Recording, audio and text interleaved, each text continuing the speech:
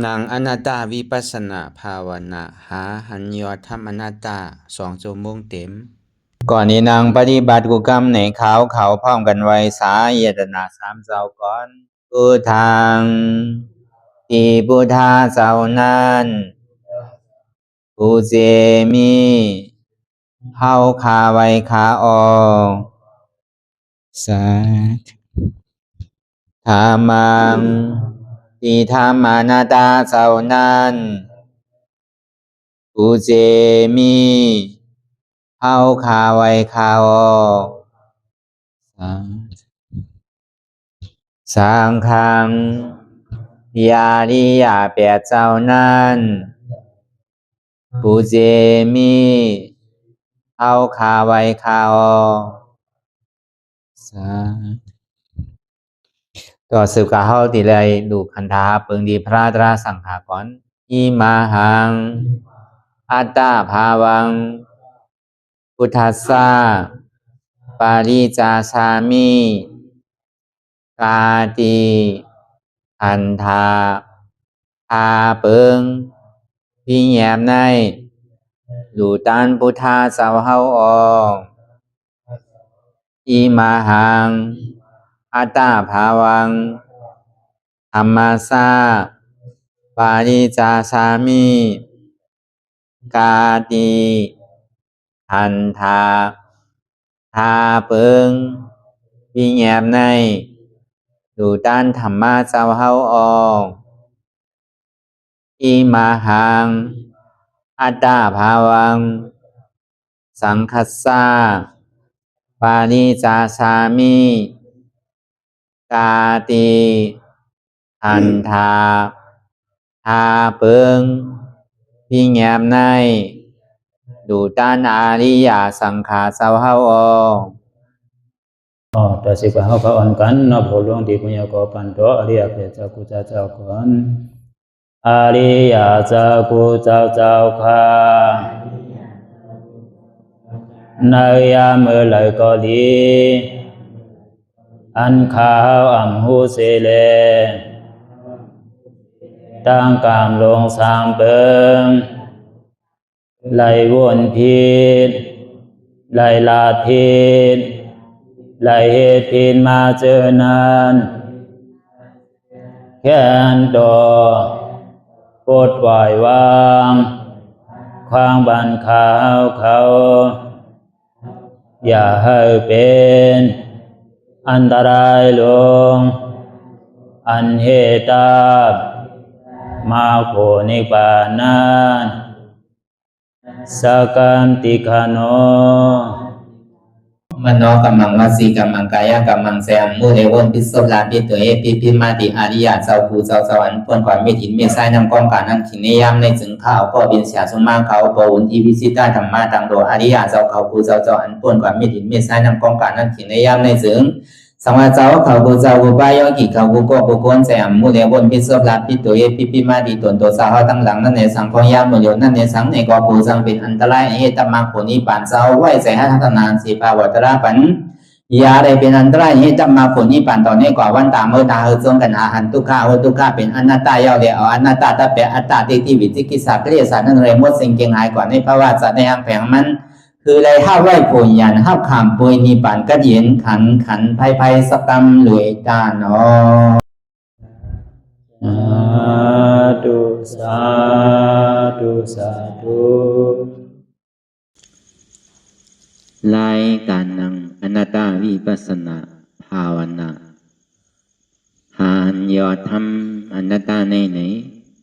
อ่อนตังสุดในก็เรานางขาขายกุดขากว่าทับต่างขาซ้ายก็ไรอำนั้นขาซ้ายทับต่างขากว่าก็ไรมือสองขอนต่างตักไปเอาไว้ตัวเขาสื่ออย่าไปเคียงอย่าไปหย่อนย่านพอยาวในเฮารับหูเนอเปิดหูยานปิญญารับตาเนอเปิดตาญาณปิญญาอยากตัวที่มันนอวิญญาณธาตุใจเตียนเฮาหูนั่นอันใดเสียนอันไหนที่มันพูดบอกเกิดขึ้นเป็นมานั่นคือเฮาหมอวางเป็นอนัตตาอ่อนตังเฮาไปหันเจ็บไปหันทุกข์ไปป่องใส่เนื้ออนัตตาเตอก็ตัวที่ลมถอยใส่เขาออกอันตัง เคยใส่เขายาวๆเคยใส่ออกยาวๆเคยใส่เขาลึกๆเคยใส่ออกลึกๆเขาเกิดออกตายเขาเป็นออกลูกปองเกิดแบบตายไหนแต่ว่าเขาตัวหลอกหลายๆแกในเขามีญาณตั้งหันซื่อใจญาณตั้งวนซื่อใจหันสะพอที่มันนำอุเปิงได้เอาตั้งแต่สิโกต่อไปตินไหนมีอันใดฟองหลานไหนที่ว่าเป็นเฮามีเฮาเปลี่ยนเฮาอุเปิงพองำจี้สังไรนั่นต้องล้มถอยใจเขาออกเขาย่ำอุเปิงไรเขาเย่าอย่าไปออกก่อมได้ออกเย่าอย่าไปเข้าก่อมได้ปองเย่าอย่าไปเวียก่อมได้เวียเย่าอย่าไปปองขึ้นในก่อมได้ในดีเตมันในใครคู่หันกล่องแสงแรงใส่ว่ามันใจตัวเฮานามันเป็นอนัตตาอยู่ใจโพ่งใจปิววนลึกวนเหลือเป็นเดิมเป็นเล่างุนยีอยู่อยากขึ้นขั้นขานใจจ้าแจมดีวนตั้งหลังกล่องตั้งนาคำปยากรมวนสังเตียนมันโพ่งปิวกว่าลองตั้งหลังก้นมานั่นเหมือนหนังก้นตายเตียนมันวนลองตั้งนาเตียนย่ำไปถึงนั่นเหมือนหนังก้นนอนรับเตียนมันวนสังลานั่นเหมือนหนังก้นตาบอดเตียนมันโพ่งผิวกาวากาเป็นนั่นย้อนเปิดสังย้อนเปิดว่าใจอันที่เฮาถามว่าเป็นใจเฮาอันว่านั่นดีเตมันใจมันเป็นของเฮาเตเพราะว่ามันเป็นของเฮาเตเนี่ยอันกลางใจเฮาใครใครเป็นใครมีนั่นถึงพอเต็มทนเพราะว่ามันเป็นไรแหละสองว่ามันใจเฮาเป็นอนัตตาสามมาในบางถิ่งบางข้าวบางยามเนี่ยก็เปียวมนเซ่อยุ่มโขบางถิ่งบางข้าวบางยามเนี่ยก็ขี่ใจมองใจมันดีใจหุกใจให้ใครห้องใครให้ธรรมดาของโลกล้อกันนั่นเนี่ยอันเปียวอันมนอันเซ่อนั่นก็อะไรก็เจออะไรใครหาใครเอาลูกค้าที่มันปอกมาเนี่ยครับก็อะไรก็กลัวใครทบใครยากใครปลายมันได้เตี้ยก็ปลายอะไรแต่เพื่อกาปลายกันก็ไล่เนี่ยเหมือนหนังเงาเรียนจ้องกวนเฮากว่ากูตีกูไผ่กูไปตีไปกว่าเมืองไหลตีไปกว่าวันไหลตีเฮ็ดสื่อเลยไปคือก็มันป่นมันหนึ่งตีที่จับกับเขากว่ากูตีกูตั้งนั่นน่ะจังว่าอันธรรมดาของโลกล้อกันนั่นในห้องวัตลาอันเปี่ยวมวลเสื้อสามารถเกิดก็เย่าอย่าวิกึ่งกลางเนี่ยโจมเตอก็เพราะว่ามันอุปเปิงไรหนังเก่าเป็นอนัตตาอันตุขาที่มันพุทธบอกเกิดขึ้นเป็นมาก็คือในก็อย่าวิกึ่งกลางกูเตอก็เปิดสังก็เปิดมันอุปเปิงพองงำไรเป็นอนัตตาฟังว่าอันเปี่ยวอันมวลในสังอันเวทนาที่มันพุทธบอกเกิดขึ้นเป็นมานั่นในสังในมันปึงอิงเกอดีไรกำเนิดสุดมาเนี่ยก็มันเกิดเพลินตังอยู่ย่อก็รู้กว่าเสียงเสียงแลสังทางแลสังไอนมแลสังอายาสาแลสังลองตั้งตุ้มเตอร์ในลองเจือกแลอ่ำเจือกแลสังอ่ำไข่ทอมเป็นต้อซาไข่ทอมนะเป็นล้อผ้าไข่ทอมก็ไรทอมก็ไรเป็นหม้อห้าหมาหน้าอันใครถอมได้ไครถอมนั่นเนี่ยก็อู้เปิงไรอนัตตามีเปิลมีเฮามีเขามีเก่าเสียงในก็มันเป็นเสียงไว้หนังเก่ามันมีเสียงเปิลเสียงเฮามันมีเสียงเก่าเสียงเขาเสียงในก็อู้เปิงพองำหรือมันไรอนัตตาทางเตียนเฮาไรหันอยู่นั่นเก่าเจิกเก่าเจิกหนาเจิกก็ไรเจิกก็ไรใช่ไหมมันเหตุทางเงาอจองมันเต้เนี่ยมันเป็นกิเลสชายอยู่เบื้องหลังเหตุทางสร้างปองพร้อมกันหุโตทางเตียนได้หันอยู่นั่นมันมีทางเปิลมีทางเฮามีทางเก่ามีทางเขาทางนั่นก็มันเป็นทางก็หนังเก่าอุปเปิงพองงำหรือมันไหลอนัตตาไอโนมเตียนเฮาในโนมเหมือนนั่นเมนน่ะหอมน่ะเมนก็ว่าหอมก็ว่าจะไหนอันนั้นก็มันเป็นสภาวะธาตุลมอันหนึ่งพัดทองไม้ก็หายกว่าแค่หนังเก่าในก็อุปเปิงพองงำหรือมันไหลอนัตตาเก่าเจอกินเก่าเจอกินก็ไรกินก็ไรในมันยังตึงมีเปิลมีเฮามีเขามีเก่ากึกจอมที่นั่นกินเปโลอยู่ใจอยู่เปโลกินในก็อุปเปิงพองงำหรือมันไหลอนัตตาดีนุงดียุบดีกำดีนั่งดีที่ดีเตอร์ก็เบอยังตึงมีเปิลมีเฮามีเขามีเก่าแหละมันจนทีว่า อ่ำดีดีเจิกอ่ำเจิกเนี่ยมันปอกเกิดขึ้นเป็นมานะอันเจิกนั่นในก็อ่ำมันคึมอันอ่ำเจิกนั่นในก็อ่ำมันคึมอันเจิกก็หลูอ่ำเจิกก็หลูนั่นก็มันคึมหนังเก่าเป็นอนัตตาก็ในมาลองใจในเก่าเจิกหนาเก่าอ่ำเจิกเจิกก็ไรเจิกก็ไรในก็ยังตึกว่ามีเปื่อนมีเฮามีเขามีเก่าตั้งหลังมันติ๊กอันเจิกนั่นในก็อ่ำมันคึมอันอ่ำเจิกนั่นในก็อ่ำมันคึมอันเจิกแลสังอ่ำเจิกแลสังนั่นก็มันคึมเป็นอนัตตาอันนี้เขาว่าลายต่างที่วนทัดสังตัวในตัวในใจเปลี่ยนมันจิตจับกับเขามาปียาวเข้าถึงตั้งแต่เขาความใหญ่ขึ้นตั้งแต่เรียกใหญ่ขึ้นมาต่อถึงเมื่อเดียวเนี่ยมันติดจับกับเขากูขิงกูข้าวยำมันแหลนจอมกวนเขากูขิงกูข้าวยำพอเขาหมอวนหมอพาหมอตัดไหนก่อนมันก็ดีกึกจอมเขาดีติ๊กนั่นน่ะสองว่าการเขาไม่การตลาดเนี่ยให้การปุนตาโดปล่อยวางกองนักโด่งเตียนเขาแหวกขึ้นแหวกลงตัวเขาอังคุยก็พอทุกข้าขานใจขึ้นลงพอเฮ่อพอหมอยเขาซ้ำกับวนลองเปิลวนลองไตลองเหนือในเมืองหนังหมักหินแหวกไว้มันเหมือนหนังกองนักลงเข้าไม่ใจอะไรก็เอานั่นแหวกไว้วะเฮ็ดซื่อล่ะก็ดีซ้ำสามันโดวางมันจึงดีเบาของเดียนเฮาวนไว้มีเมื่อเย้าเมื่อสุดเดียนเฮาไม่ใส่ไว้มีเมื่อเย้าเมื่อสุดเดียนเฮาหนองตากินแหนงไว้นั่นมีเมื่อเย้าเมื่อสุดนั่นพอหมอปล่อยพาว่างไรเนี่ยก็มันดีเบาด้วยการไล่ตานดีปล่อยพาว่างไรนั่นอนัตตานั่นอนัตตาในปองว่ามีเปิลมีเฮามีเขามีเก๋ามีก้นมีสัตวะกูเจอกูลองมีทุกข้าใกล้เตียนมันเกิดขึ้นมีทุกข้าใกล้เตียนมันตั้งอยู่มีทุกข้าใกล้เตียนมันลูกกว่าลองตั้งทุกข้าเกิดขึ้นตั้งอยู่เย้าลูกกว่านั่นเขาเดี๋ยวเอามาเป็นสังเดี๋ยวมาเป็นร่อนเป็นแกนอะไรเอาไว้ก็ทุกข้าหลายหลอกได้มีพรดีสังปุนตาเขาเนี่ยอันที่เขาวนอยู่อันที่มันนิจจาเขาอยู่ถึงวันนิจจาเขาอยู่กูขิงกูข้าวยามนิจจาเขาอยู่ตึงวงตึงเหลือนตึงปีตึงภาวะจัดปันมีเมื่อเย้าเมื่อสุดเมื่อเติบนั่น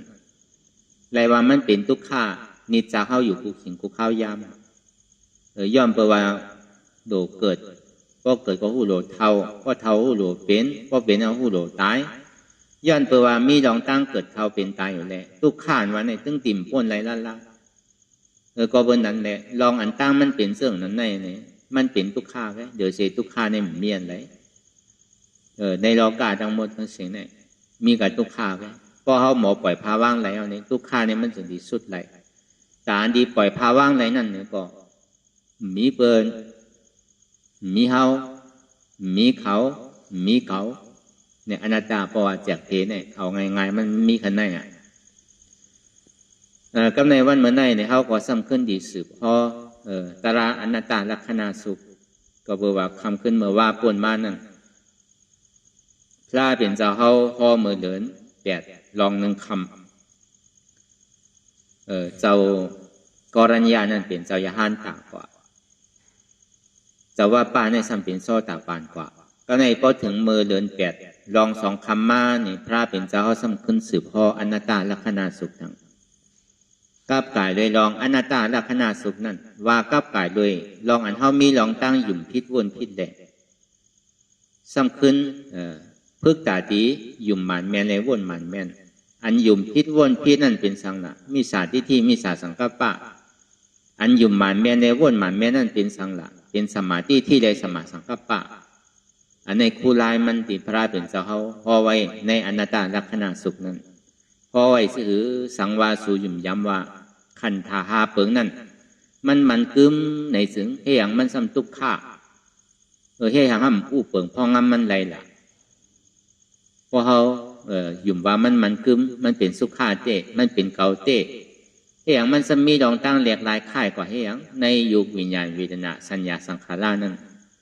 ในยุควิญญาณเวทนาสัญญาสังขารนั้นเฮียสังมันมีสุขาไว้ล่ะเฮียงซ้ำมีทุกข้าในโยกวิญญาณเวทนาสัญญาสังขารนั้นเพราะว่ามันเป็นเฮาเต้ในสื่อเฮียงซ้ำอู้เปิงไรล่ะ ว่าลองตั้งอันเฮาหันพิดวนพิดไว้แหละนั่นคือเลยเฮาบ่ที่หันหมันแม่นวนหมันแม่นนั่นในพระเป็นจะเฮาขึ้นสืบพอกับกายโดยลองเสียนตั้งเสียจ่าที่มันมีลองตั้งหมันแม่นเตกับกายโดยลองยุค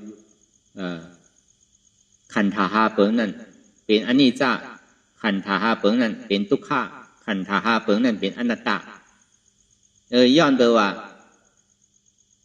ขันธาหาเปิงเนี่ยมันอุปเปิงพองอันมันไรสิ่งที่ห้องมันเป็นอนัตตาทีนี้ว่ารูปะขันธาปีทุกขะอนิจจารูปะขันธาปีทุกขะรูปะขันธาอนัตตาว่ากับไปลองยุกรูปะขันธาปีทุกขะอนิจจารูปะขันธาปีทุกขะรูปะขันธาอนัตตาก็บอกว่าในยุคคำธาตั้งแต่ที่เขาต่อไปตินนั่นยุคมันมีสองอันยุคอันหนึ่งเนี่ยมันเป็นยุคเตียนมีรองตั้งสภาวะสืบเป็นสืบลู่เตียนเกิดเย้าเท่าเย้าเป็นมันเปี้ยในรองหางผางเตียนมันคือมันอยู่เหมือนเก่าอันนี้เป็นยุคตั้งนอกอันเป็นยุคตั้งในนั่นในสภาวะอันเจ็บเพี้ยนต้องตอดเนสานนั่นมันมีรองตั้งสืบเป็นสืบลู่แหลกลายค่ายกว่าสืบเป็นสืบลู่แหลกลายค่ายกว่าย้อนเปิดว่ามันมีรองตั้งแหลกลายค่ายกว่าแหละมันเป็นอนิจจาในตัวมันน่ะย้อนเปิดว่ามันมีรองตั้งแหลกลายค่ายเป็นกว่าเรื่องนั้นแหละจึงที่เฮ็ดให้เขาเป็นทุกขะจังว่ารูปะขันธา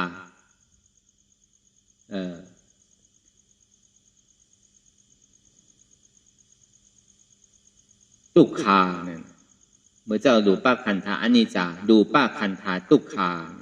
ย้อนเปิดว่ามันมีสภาวะอยู่อันมีรองตั้งสืบเป็นสืบลู่ตั้งนอกแลสังมีรองตั้งสืบเป็นสืบลู่ตั้งในแลสังย้อนเปิดว่ามันมีรองตั้งสืบเป็นสืบลู่เจิ้งในแลมีรองตั้งแหลกลายค่ายเจิ้งในแลจึงในห้องว่าในยุคขันธาแน่เป็นทุกขาขานใจหลงว่าก็ในนารูปะขันธาอนัตตาก็เปิดว่ายุคขันธาแน่ย้อนว่ามันคือย้อนเปิดว่ามันคือในมันจึงที่เป็นทุกขาย้อนเปิดว่ามันเป็นทุกขาเลยอุปเปิงห้องเหนือมันไรเลยห้องมันเป็นอนัตตาใน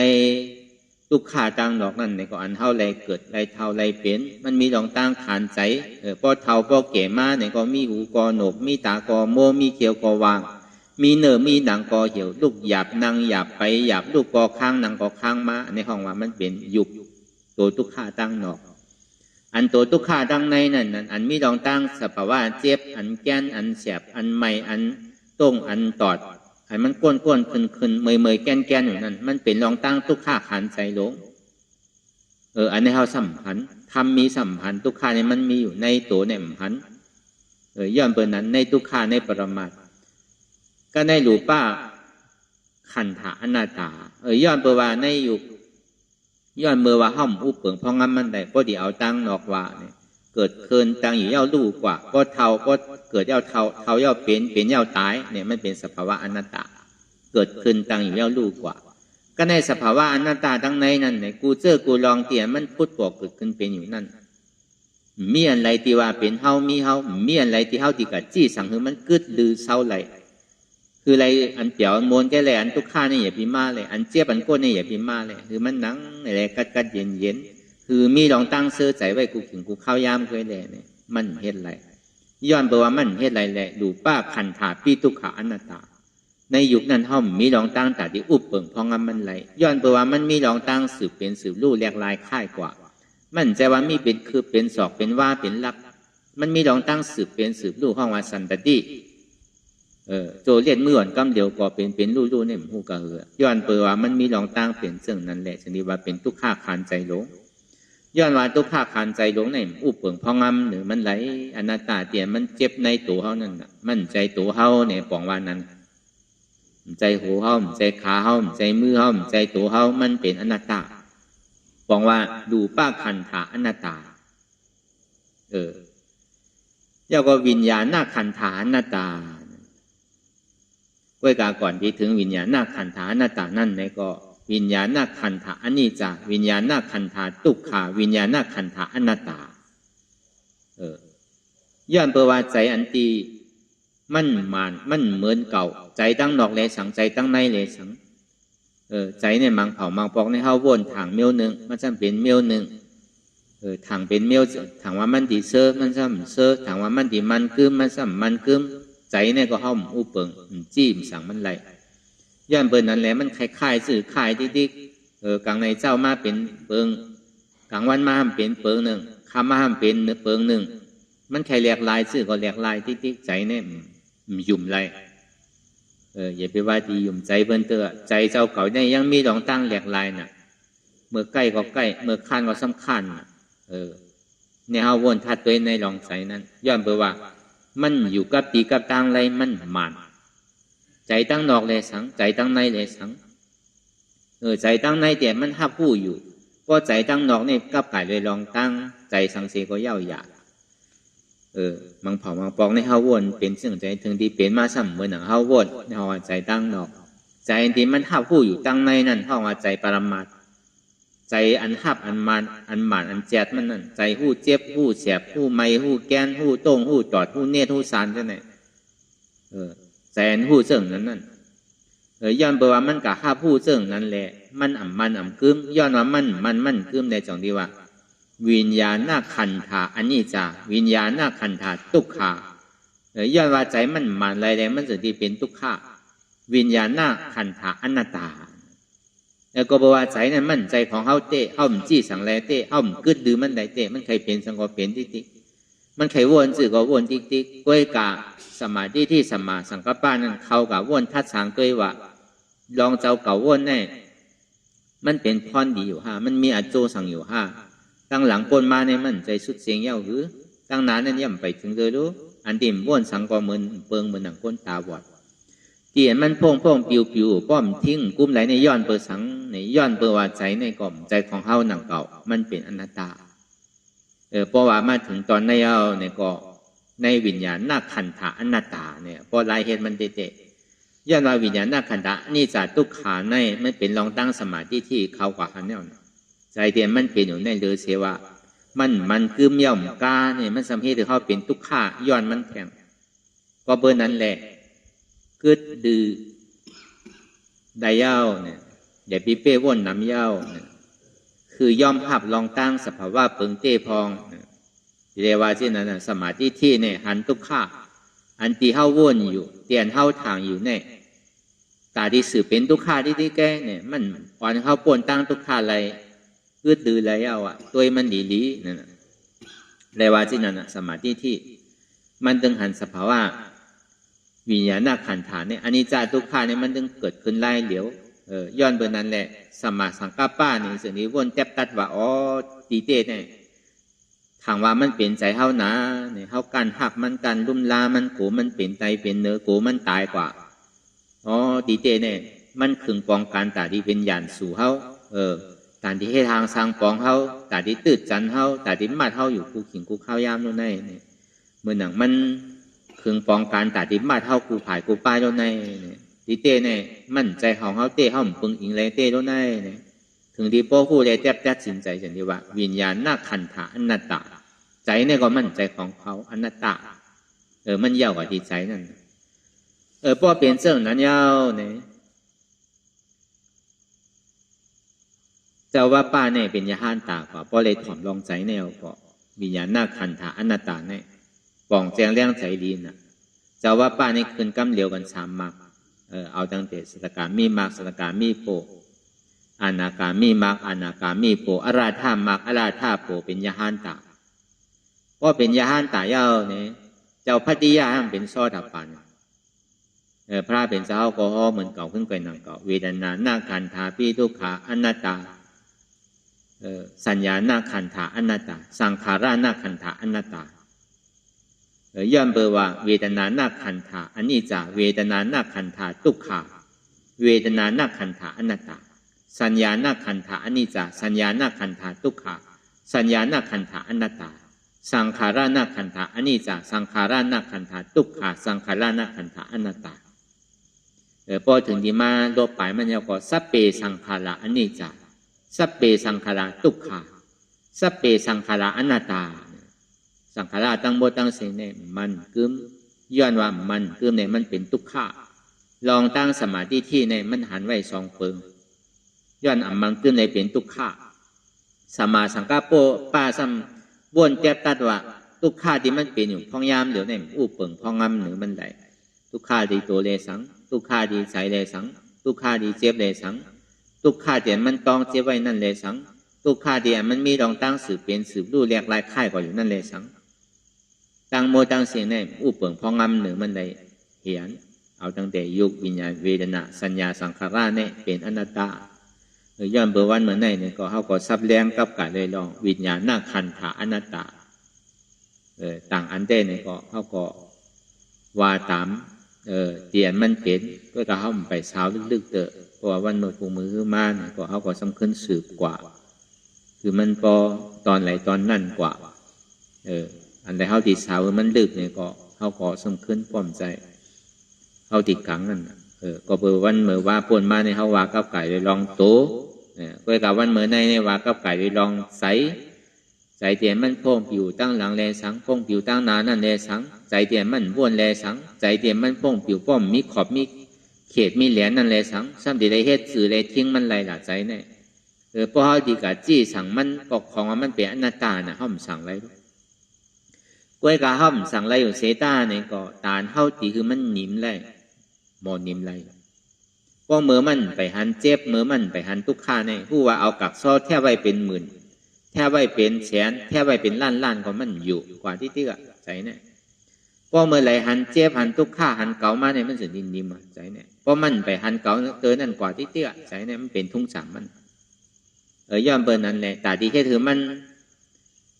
มีปากยอมลงมา10มี10ยอมลงมา1อันนี้แต่ก็ลายอันตาที่เฮ็ดมันในก็โดยเสวะ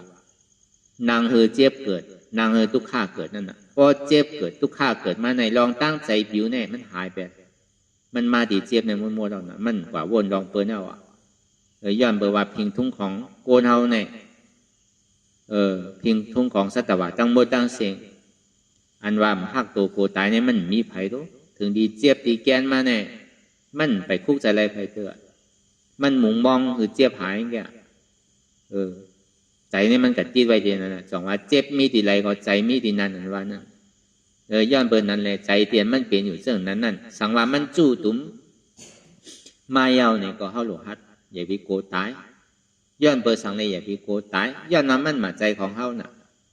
เขาทำดีโกตายอย่างอันเท่าโกตายในเขาถังว่าเป็นใจเท่าที่ลูกถ้าเป็นเจ้าสมามันหมาใจเพราะว่ามันกึ้มถึงใจในซ้ำมันเหมือนเก่าหลักสังว่ามันเป็นสุขข้าถึงมีอยู่ห้าใจอันเก่าสาวว่ามองในให้อย่างซ้ำมีให้สังมันเสื่อใจไว้เสียบางปอกก็ขี่ใจบางปอกก็เสื่อใจให้อย่างย่ำอยู่มันสังมามันเป็นใจเฮาเต้ในจึงให้อย่างซ้ำอุปเปิงไรย้อนเบอร์ว่าห้อมผู้ว่าตีเต้ใจเนี่ยมันมีดองตั้งแดกลายค่ายกว่าติ๊กเกิดดื่มเศร้าอะไรโจเรียกมือกว่ามันก็ค่ายใหญ่กว่าเอาย้อนเบอร์ว่ามันมีดองตั้งค่ายใหญ่กว่าเสื่องนั้นแหละมันจะดีว่าโดยเสตุค่าเนี่ยมันมีอันใดทางใจเรียนเท่าไรข้าผู้นั่นย้อนเบอร์ว่าตุค่าที่มันเป็นอยู่ก็ห้อมจังอุปเปิงท้องงำมันไหลย้อนว่ามันทิ้งกุ้มทิ้งไหลพอห้อมพูดลองมันดีๆเนี่ยเขาซ้ำดีตุค่าย้อนมันดีๆกับตุค่าก็เปิดกูตายตุค่าก็เปิดว่าไปใครตายเตอจังว่าพวกกูเจ็บก็กูตายนั่นกูตุค่าก็บอกว่ากูตายนั่นพอห้อมกูเจ็บกูตุค่าเนี่ยก็บอกว่ากูตายย้อนเปิดว่ากูตายนี่ย้อนเปิดสังเนมกูตายย้อนเปิดว่าป่องใจว่าใจเนมใจของเขาจังว่ากูตายป้อมป่องล้าเนี่ยก็ใครก็กูตายพวกใครห้องไปใครตายน่ะพวกเป็นย่อกะมานิจาเอาอยู่ดีไม่เอาใช่ไหมแห้งก็โอนอ่อนไม่เอาใช่ไหมย่อกะก็เป็นมันน้ำเอาเนี่ยหลดซอกหายาวนะครับเนี่ยโกมันเจ็บโกมันตายคำป้อมยาเนี่ยมันดีตายอันนี้มันปอกขึ้นเป็นเมาก็ในปอหูเนี่ยก็ตานเท่าตีหย่องนำก็หย่องเกนั่นน่ะตานเท่าตีหย่องเกก็มันก็หย่องมังเมียวมังเซิร์มังลองเนี่ยก็ตีเลยเอาตะลาหยาจอมยานขึ้นกาบขึ้นปันมันยามหายรู้คนเฮาพอเป็นยอกาดถึงมือข้าวยามเปลี่ยนมานั่นจังยาหายเอาน่ะป้อมจังยาหายในตีปึงเกอดีเท่าในตีมีสังละเลยเสียตะลา โดยเสียหมอไว้วางใจโดยเสียมใจติดใจจับใจหอยโดยเสียยอมหับลองตั้งเป็นเต้ยอมหับว่ายุ่มยำขันธาหาเปิงในเป็นอนัตตาตีกำนึงสุดมาเนี่ยก็กาติเลยไว้ใจที่นั่นเนี่ยก็เปล่าว่ามันเป็นที่นั้นเต้เลยเฮาก็ติเลยยอมหับเหมือนอย่างอันเป็นมานั่นน่ะก็เบอร์นั้นแหละลองตั้งอนัตตานั่นในพระเป็นเจ้าเฮาห่อไว้หาวันทัดกันก็เบอร์ว่าคำขึ้นวันเมื่อไหร่ในเฮาก็ห่อพระเป็นเจ้าห่อไว้เมื่อเดือน8ลองสองคำเวกาห่ออนัตตาลักษณะสุขถึงขันธาหาเปิงในห่อถึงเสียงเวกาเจ้าอันป่องจันตราจันสุงกาพอเป็นเจ้ากรณียาก็ไล่กว่าเมื่อคำเดือน8ลอง1คำเดือน8ลอง2คำนั่นเนี่ยก็เจ้าว่าป้าเป็นยาห้านตากว่าเจ้าพดิยาห้ามเป็นซอตาปานกว่าเจ้ามหานาห้ามเป็นลองซอตาปานเจ้าสัจจีห้ามเป็นแกมลองซอตาปานมันก็เบอร์ทางน่ะมันทำป่องใจมดๆหนังเก่าอ่ะนี่ปัญจวัคคีย์หาเจ้าเขาความใจว่ากึ่งกลางให้เป็นยาห้านตามมดๆใจว่าป้อมใจในพระเป็นเจ้าที่ห่อเป็นไทยล่ะก็เป็นเจ้ายาห้านตาในเปิ่นพ่อน่ะพระเป็นเจ้าความพ่อสิทธิการมันยาวอ่ะมันโลช้อนเนี่ยมันโลบอกว่าก็เป็นยาห้านตาป้อมไปเป็นยาห้านตามไปเป็นอาริยะเจอกับพระเป็นเจ้าก็ที่ไรห่อที่นั่นน่ะนั่นคือเขาบ่ดีป่องแจงแรงใจในข้อสืบเล่าสืบทางก็เพื่อว่ามันเป็นตราปรมัตถ์มันเป็นตราเตียนเข้าใจง่ายป่องใจง่ายมันมีกิ่งมีเพมมีพริกมีเกลือมีหมอกมีสังมันนึงว่าซื่อที่มันเป็นที่มันปกขึ้นเป็นมาจ่องว่าก้นก็มันก็เข้าใจง่ายเฮาหลุดจุนก็ดีว่าเจ้ก็พระเป็นเจ้าได้พอป่องความใจเฮาเนี่ยก็อันเฮาหักตัวโคตายนั่นมั่นใจตัวเฮาอย่าไปหักมันจุนในแลพายแล้วมันใครเจ็บมาตั้งไหนก็ยาวมั่นใจของเฮารู้ที่เรียกว่าที่ไหนในยุคขันธานั้นมันเป็นอนัตตาแค่นั้นอุปเปิงเพราะงั้นไรรู้ตัวนั้นลองใจก่อนดังนั้นดังเก่าใจเตียนเฮากะห้าผู้อยู่นั่นในก็ใจนั่นก็มั่นใจเฮารู้จุนพาว่างไปไหนเลยมั่นใจเฮานั่นเป็นอนัตตาอันเปรียวอันบนอันเซอร์อันตุฆ่าคันใจอันเจ็บอันเสียบเจ็บที่มันปกขึ้นเป็นอยู่นั่นในก็จุนนี่แหละมั่นใจของเฮาเต้นั่นก็ในสีมาเตียนมันก็ต้องอกนอกไว้ตีเก่าตีเหลียวเจ็บตีเก่าตีเหลียวอันนั้นเป็นสัญญานั่นอันนั้นก็มั่นใจของเฮาหนังเก่าความพยายามมันตีหายเฮาตัวมันหันถึงแกอาบเหมือนหนังมันตีมันกึมไว้อาบเหมือนหนังมันมีอันหนึ่งอันเดียวไกตีเตะพอตัวเขาก็ดื้อๆเนี่ยมันถึงมีลองตั้งสืบเป็นสืบดูอยู่อันเป็นเรียกแลสังอันมันต้องตอดไว้นั่นในสังอันมันกัดเจ็บตีเก่าตีเหลียวนั่นในสังเนี่ยอันนั้นก็มั่นใจของเฮาเตะมันใครเป็นสังมันเป็นกว่าห้างมันเป็นอนัตตาแค่เนี่ยเรียกว่าใช่ไหมสังขาราเนี่ยนะสังขารานั่นก็ลองตั้งอันไปวนมียาวมีสุดมีเปิงนั่นอันนี้ก็มันมีการอะไรการลองตั้งทุกข้าให้กึศยาวก็วางแบบหน้าตาอะไรยาวลองตั้งอันสืบเป็นสืบรู้ในปรมาทนั่นนะครับเพราะว่าเจ็บแกนต้องต่อเนสันเพราะเขาอยากกว่าเนี่ยดูกว่าเหมือนมันมีลองตั้งดูกว่านั่นเนี่ยมังปอก็เป็นต้อมนาซาเวทนามังปอก็เป็นซ้อมนาซาเวทนาอุเบกขามันมีมังปอก็ทุกข้าที่สุดปอเยินเนี่ยอยากตัวเนี่ยน้ำเห่อปอย่อยปอไหลน้ำตาปอออกถ้าเห่อจีตายปอออกนั่นน่ะปอมันเจ็บปอมันเหตุการณ์มาปอมันเป็นสิ่งนั้นมาเอาเนี่ยห้องว่าต้อมนาซาเวทนาซ้อมนาซาเวทนานั่นเนี่ยปอเขาตัวกับมันอาบดีตัวไว้ปออยากกำเหลียวปอดูกว่าพออยากมาทำดูกว่านั่นมันก็อยู่ในสังขารนั่นเก่านั่นเพราะว่ามันยังตึงมีสภาวะเป็นรูเนี่ยมันไปป้นขันธาเตอว่ามันตึกแต่ดีจุนขันธาไว้ว่านั่นมังเผามังปอเขาซ้ำหูว่ามันเป็นตะลายว่ะอะไรหมักอะไรโผล่ว่ะมันเจ็บมาในเขาตัวกับลูกกับนาลูเนี่ยเพราะว่ายังตึงมีสภาวะเป็นรูมีลองตั้งแหลกลายไข่อยู่เนี่ยมันจะว่าทบตะลาไหลตะลาเตอว่าตึกอยู่ในสังขารนั่นขันธาอยู่ว่ะแต่ย้อนเบอร์นั้นอันที่มันยังตึงมีลองตั้งสืบเป็นสืบรู้นั่นในก็อุปเปิงพองงำหรือในนั่นก็อนัตตาพออยู่มาในอันใดอันหนึ่งเสียมว่ามันตีสู้กันที่ก็ตัวตีตัวว่ามันตีสู้ตีตัวจอดถึงก็จุนตัวไรก็จุนตัวแล้วในวิญญาณเวทนาสัญญาสังขารเนี่ยมันตีขึ้นมาหุบโหตีตัวนั่นพอเอาตัวใส่ใน เพราะว่ามันจุนดีใจไรตึงยุกตึงเวทนาตึงสัญญาตึงสังขารมันดีมาจู่ดีใจก็ได้พอตัวดีเวทนาตัวดีเจ็บนั่นเลยเอาเจ็บเป็นเงาเลยวนวางที่เจ็บไหลจุนเจ็บไหลเอาในอันยุกวิญญาณสัญญาสังขารเนี่ยดีมาจุนที่อันเวทนาก็ในเขาซ้ำตัวดีสัญญาอันที่มันเป็นอยู่ที่เก่าที่เหลียวนั่นเขาซ้ำยักตัวที่นั่นเลยวนผมส้มตาที่หับว่างเลยเสียงนั้นสัญญาน้ำนายเนี่ยจึงที่เอาสังขารายุกวิญญาณเวทนามาจู่ตึดจันอยู่ที่นั่นก็ในเขาตัวดีสังขารานั่นดองตั้งอันมีดองตั้งสืบเป็นสืบลู่ไว้เลยแหลกลายค่ายกว่าที่ติ๊กนั่นเอานั่นเป็นเปิงลงไว้เลยบนวางที่อันสังขารานักขันธาเอาในยุคขันธาวิญญาณนักขันธาสัญญานักขันธาเวทนานักขันธาเนี่ยมันดีมาตึดจู่ตุนตีอันสังขาราจังว่าสัพเปสังขาราอันนี้จาคูบจู่สังขารตั้งบทตั้งเสียงในอัมมันคืมเหียนสัพเปสังขาราตุกขาย้อนเปว่ามันมีหนองตั้งอันมันคือมีอันในมันจะที่เป็นทุกขาสัพเปสังขาราอนัตตาสังขารในอัมมันอัมคืมเป็นอนัตตาเกิดขึ้นตั้งอยู่ย่อลู่กว่าเกิดขึ้นตั้งอยู่ย่อลู่กว่าแน่เป็นสภาวะอนัตตามันมีร่อนมีแกนก็ใส่ตั้งเหนือลงตั้งไตเหมือนหนังบกไม่มีตาเหมือนหนังตุ้มกล้วยมีร่อนมันเหมือนหนังภาวะอนัตตาอาสามีร่อนมีแกนว่ะสาหลังมีร่อนมีแกนว่ะอันนี้ว่ากับกาโดยลองอนัตตาลักษณะสุขแล้วก็สัพเปธรรมะอนัตตาทำดังโมดังเสียงนั้นใน8,000เสียงนั้นเย้าเดียอนัตตาตัวเดียวเพราะว่าสัพเปอันนั้นทำดังเสียงอภิธรรมะ42,000เหงสู้ตันตะ21,000เหงวินัยะ21,000เหงคูบจู่โหยเอามีอยู่84,000เหงสัพเปธรรมะอนัตตาทำดังโมดังเสียงในเป็นอนัตตาอันเท่ามาเฮ็ดอยู่จ้างของยามเหลียวในก็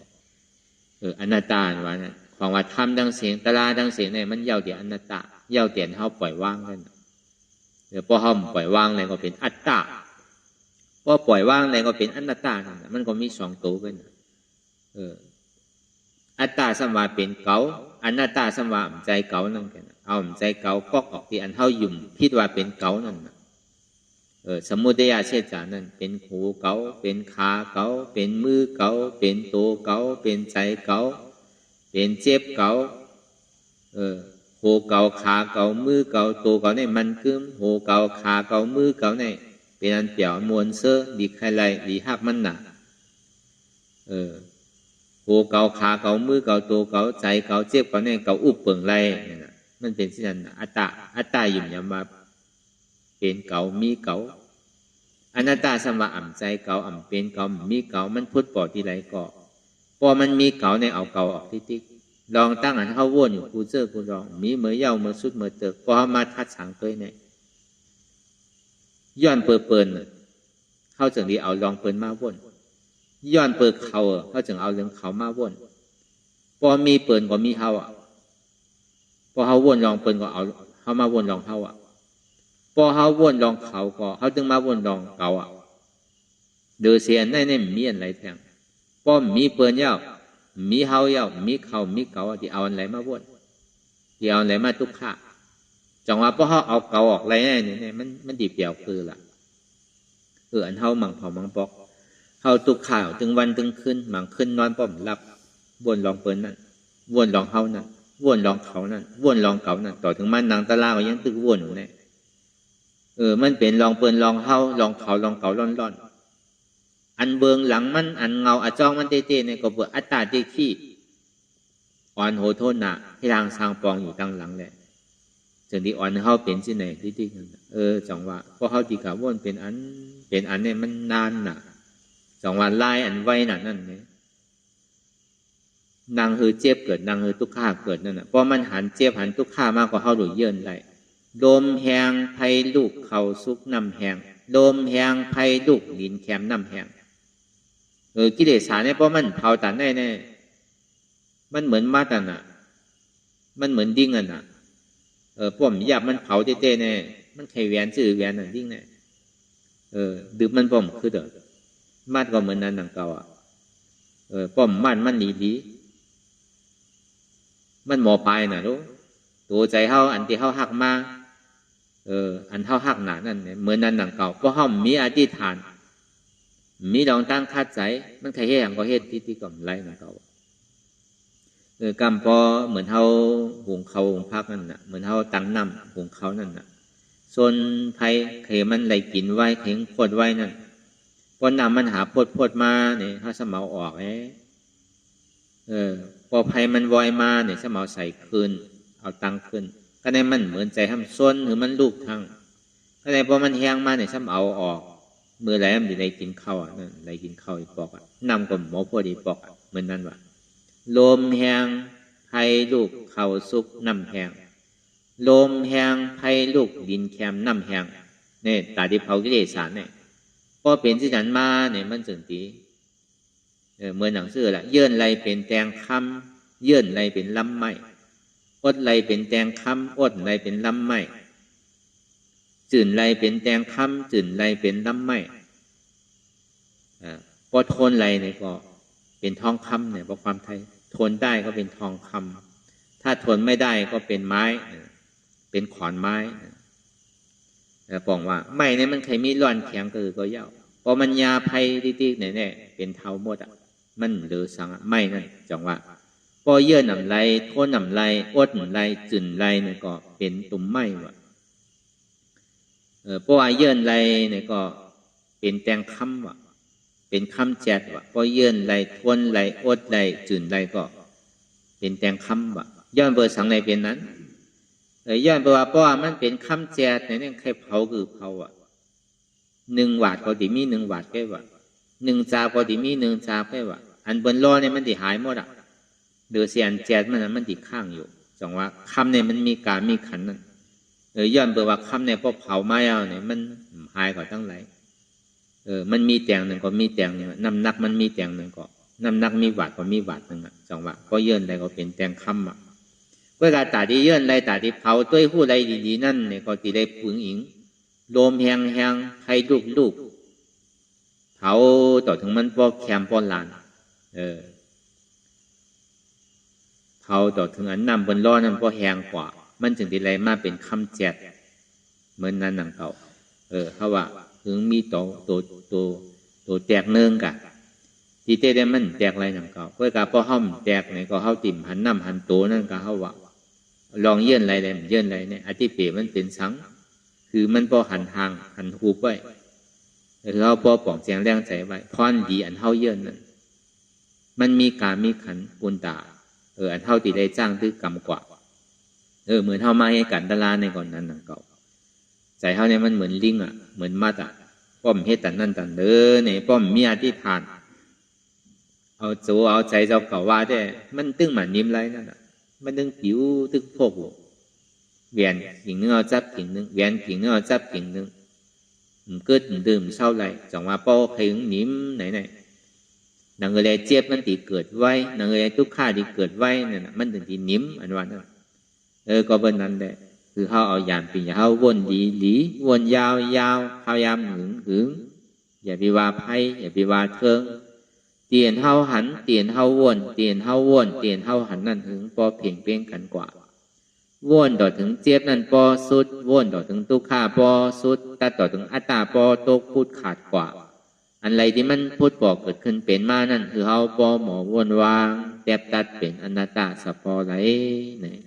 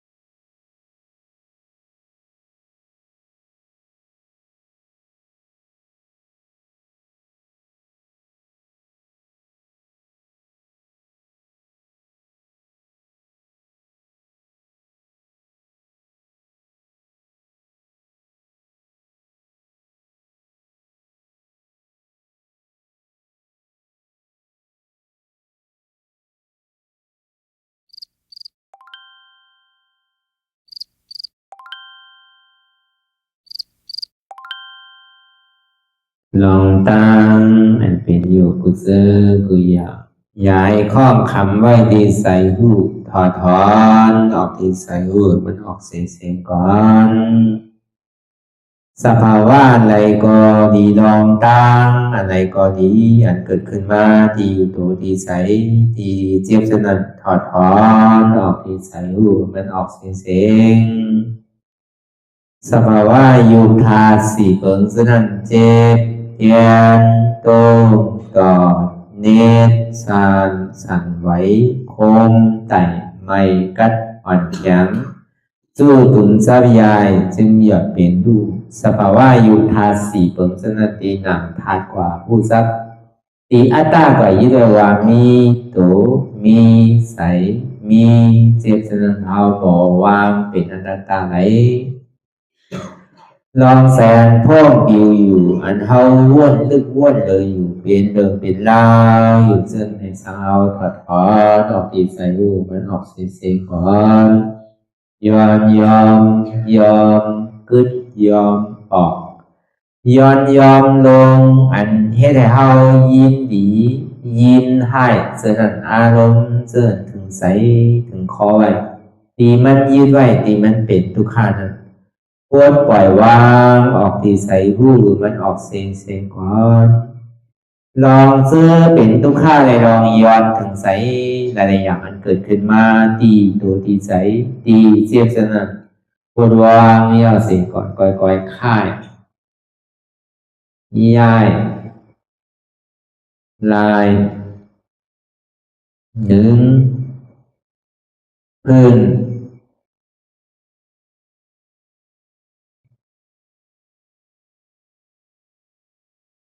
พยายามไหน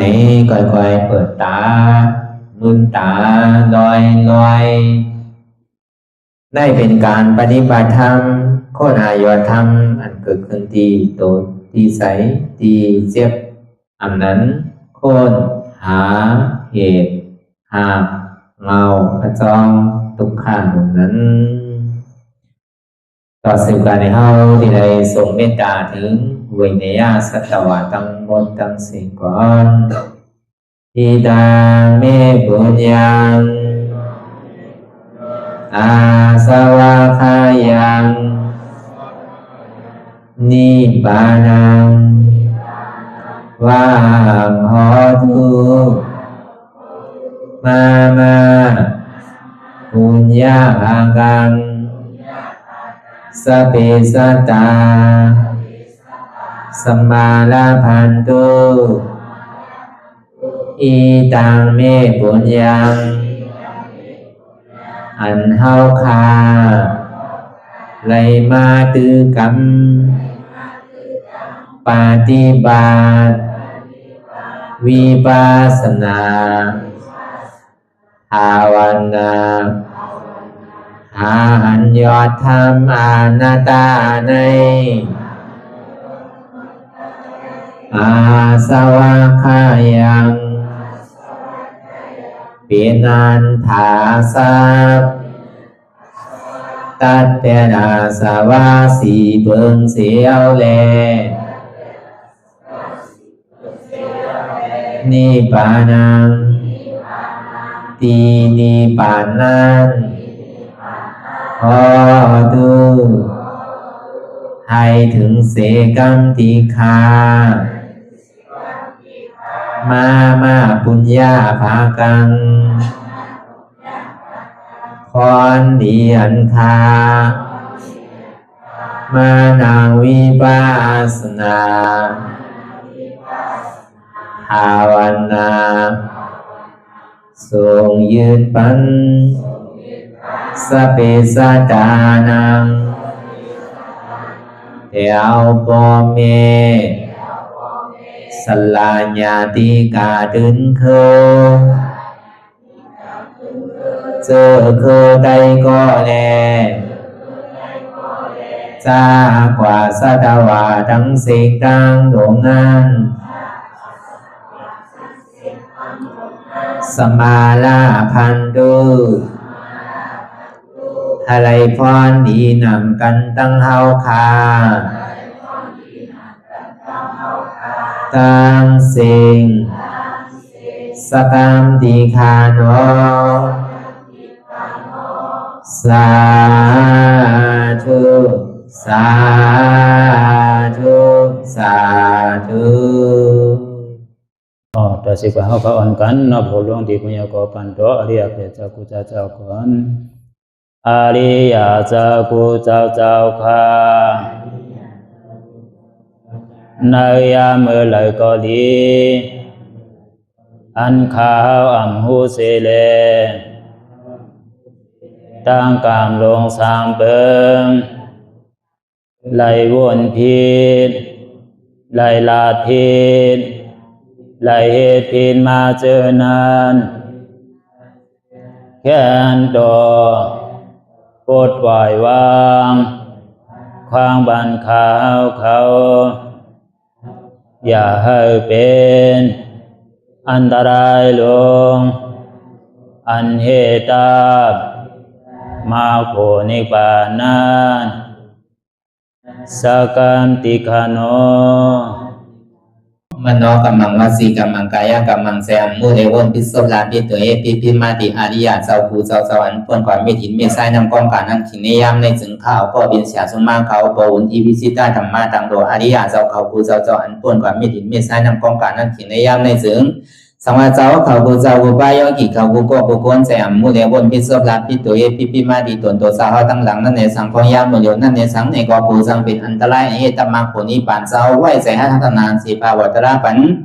ยาได้เป็นอันตรายให้จำมาผลนิพพานตอนนี้กว่าวันตามเมื่อตาเฮจงกันอาหันทุกข้าทุกข้าเป็นอนัตตาเยาวเดียวอนัตตาตาเปอัตตาที่วิจิกิสาเกลียสานั่นเลยมดสิ่งเก่งหายกว่าในภาวะสัตว์ในห้างแผงมันคือเลยห้าไหวผลยันห้าขามปุยนิพพานก็เย็นขันภัยสกรรมรวยตาเนาะสาธุสาธุ